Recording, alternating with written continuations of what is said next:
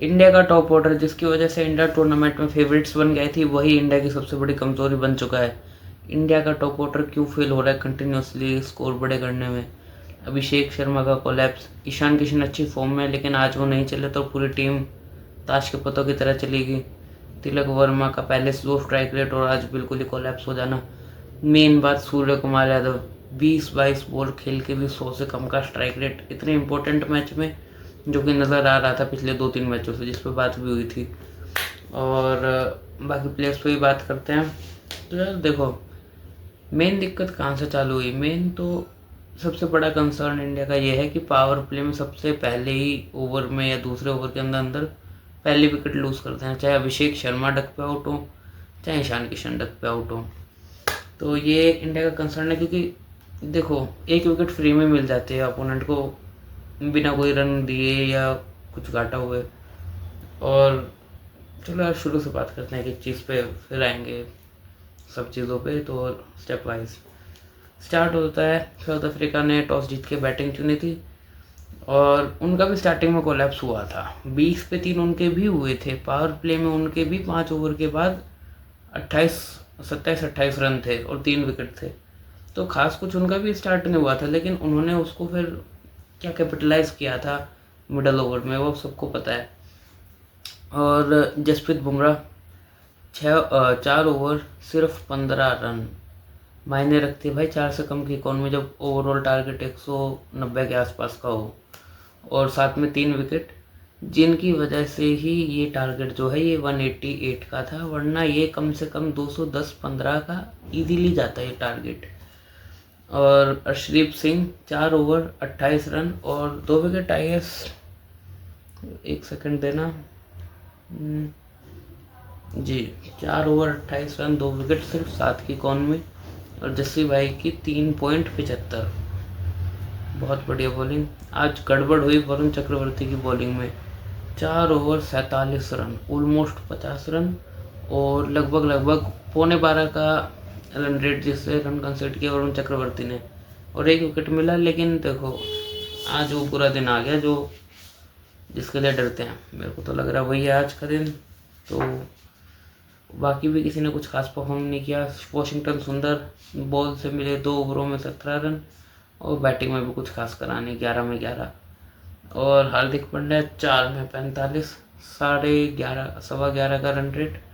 3 में 25 लिए थे हार्दिक ने, लेकिन चौथे ओवर में 20 रन आ गए।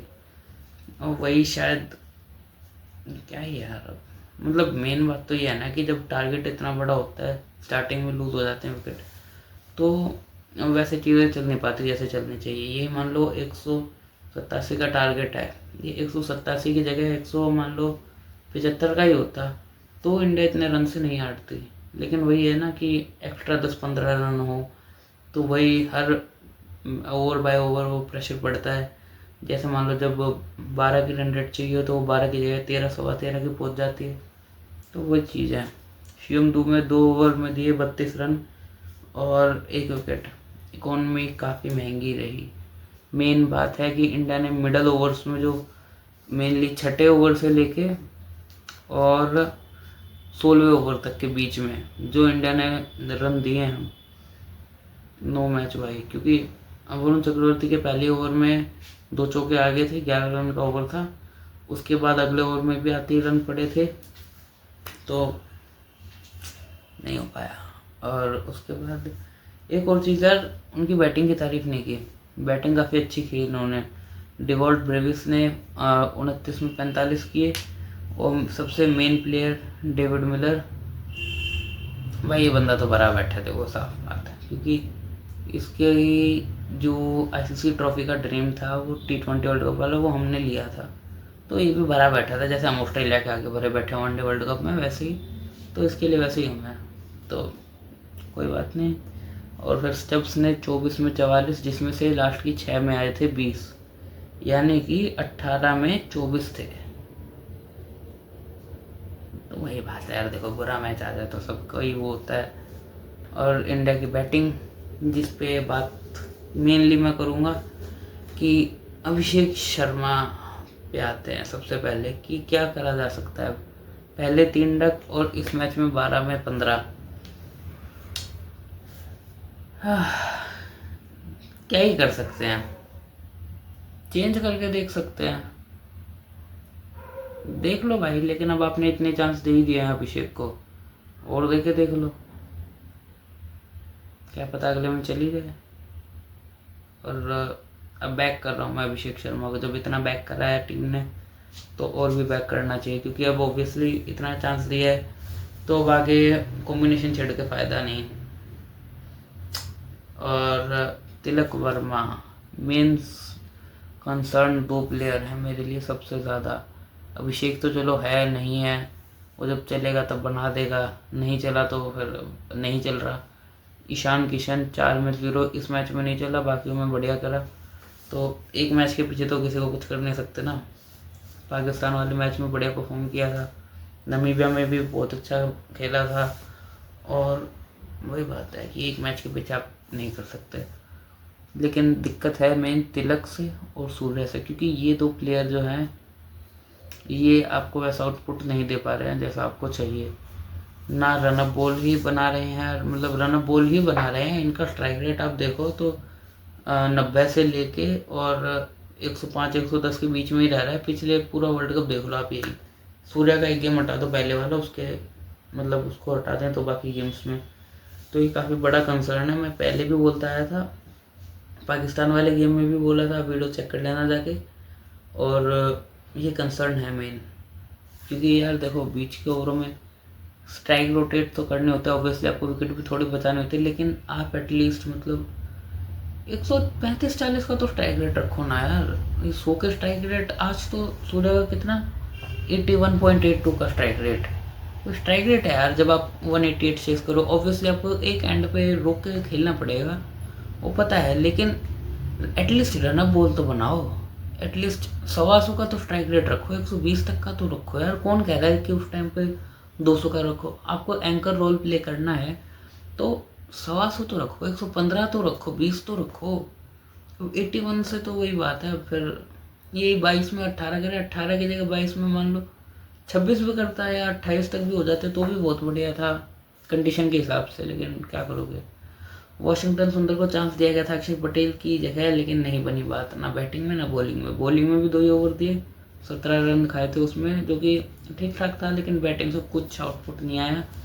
और ये रोल अगर अक्षर पटेल के पास ही रहे तो काफ़ी बेटर है, क्योंकि अक्षर पटेल ने इस सिचुएशन में खेला है काफ़ी टाइम पे। पिछला T20 वर्ल्ड कप फाइनल भी उन्होंने इसी कंडीशन में खेला था, जब 33 पे 3 या 34 पे 3 हो गई थी इंडिया फाइनल में, तो 49 या 45 कुछ रन बनाए थे अक्षर पटेल ने। तो अक्षर पटेल को एक्सपीरियंस है ऐसी कंडीशंस का, और I think we should go with Axar Patel, लेकिन नहीं गए। और फिर हार्दिक पांड्या 17 में 18। देखो मैं आपको बताता हूँ, 1 सेकंड देना मुझे। कब गिरा था 44, हाँ 9 ओवर 1 बॉल में था इंडिया का स्कोर 51 पे 5। और इस टाइम के बाद से बस एक बार हार्दिक ने ट्राई करा कि गेम को अलाइव रखे, या दुबे ने करा, जो भी था, जो केशव महाराज के ओवर में पहली बॉल पे ओवर द कवर हार्दिक ने छक्का मारा बस। उसके बाद से हार्दिक पांड्या ने और शिवम दुबे ने बैट उठा के ट्राई भी नहीं किया कि छक्का मार लें, कि गेम कुछ बन जाए, जो कि मेनली 10 से लेके 15वें ओवर के बीच में उन्होंने खेला, जब रन रेट चाहिए थी 13.1 की रन रेट चाहिए थी लास्ट के 10 ओवरों में। और फिर 13 से 14 से 15 16 हर ओवर वो एक ओवर मतलब रन रेट बढ़ती गई, पहले 13 की, फिर 14, 15, 16, 17, 18, और ट्राई ही नहीं करा इंडिया ने।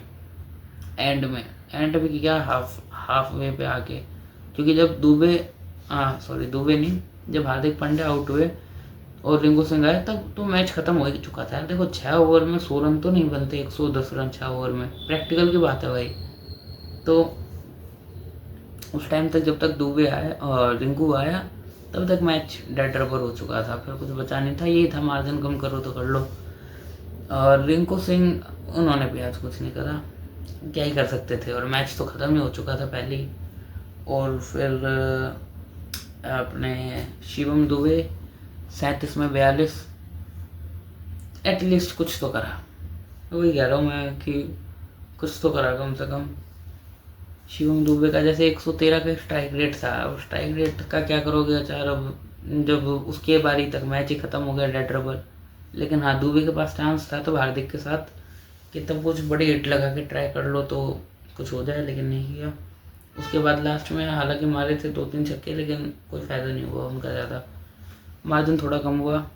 और फिर अर्शदीप 2 में 1, जस्सी भाई 1 में 0 और 3 में 0 नॉट आउट वरुण चक्रवर्ती।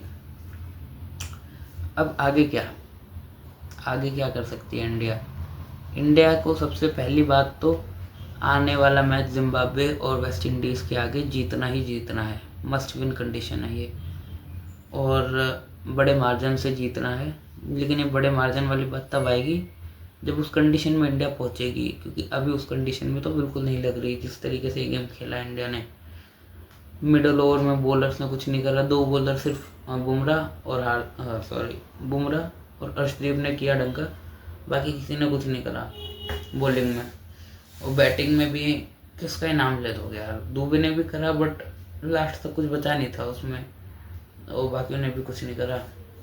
अपने मैच जीतो अगले आने वाले, और प्रे करो कि अफ्रीका तीनों को हरा दे। प्रे करना पड़ने वाला है, अभी तक फ़िलहाल नौबत आई नहीं है, लेकिन लग रहा है आने वाली है, क्योंकि जिस तरह से ये परफॉर्मेंस थी तो खास लग नहीं रहा कुछ। अभी देखते हैं, क्योंकि यार इस टाइम पे है ना, इस पोजीशन पे आके सुपर 8 में पैर फिसलने का टाइम नहीं है। यहाँ से फिसले तो नीचे डायरेक्ट गए बाहर, ये दिक्कत है।